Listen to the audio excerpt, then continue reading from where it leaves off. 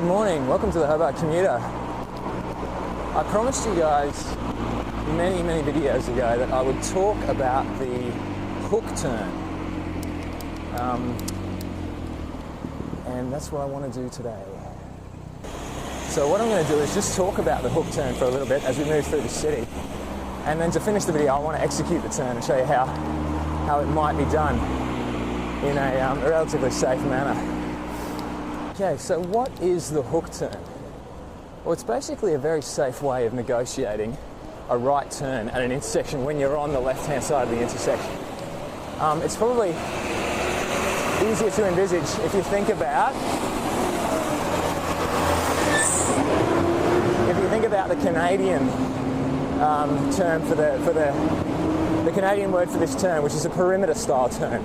So effectively what you're doing is you're skirting the perimeter of the intersection without actually going through the intersection. Very useful for two reasons. Number one, you don't have to merge across the traffic. So merging in traffic as a bike is difficult and potentially quite dangerous.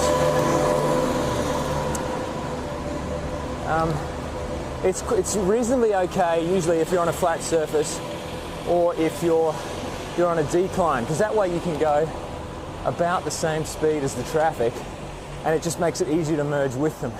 If you're on any kind of incline and you're trying to merge with the traffic, it becomes very dangerous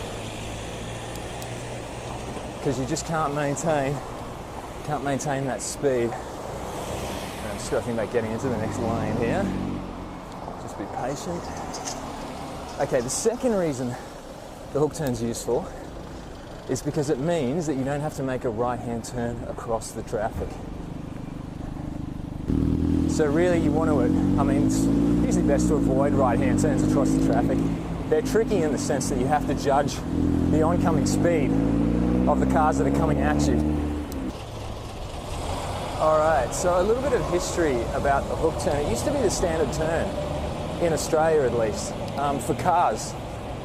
And you can basically, the reason for that was the cars, instead of staying on the main road and then turning right, they would come out to the left and let the progressing traffic move through on their right.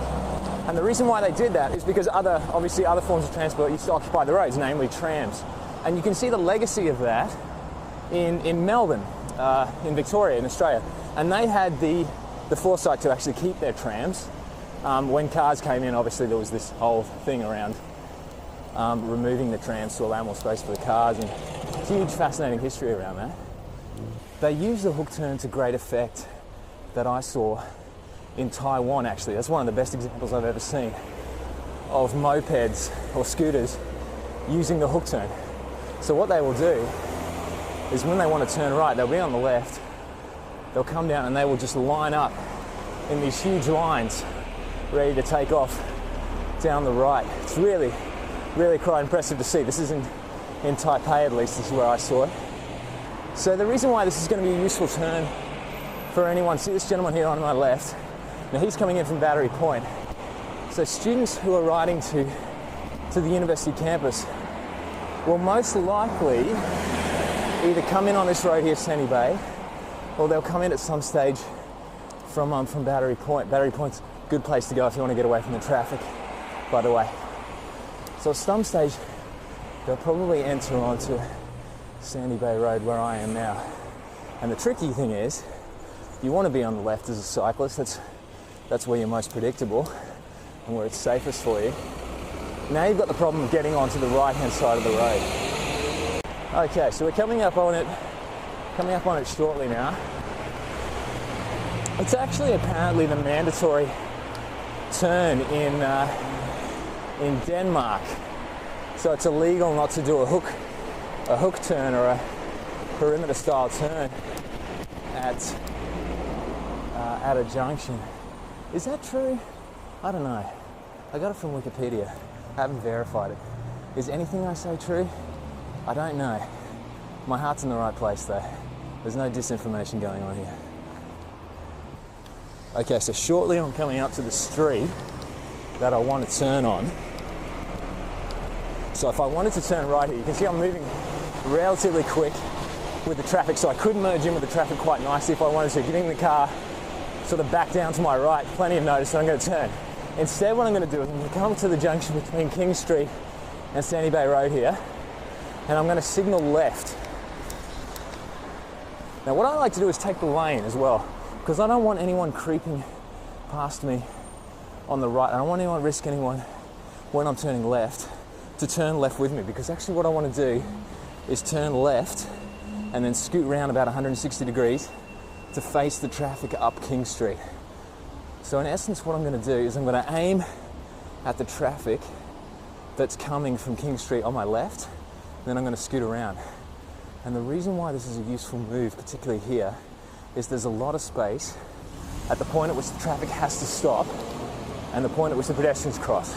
So, just wait for this gentleman here, then I aim at the traffic and just turn around.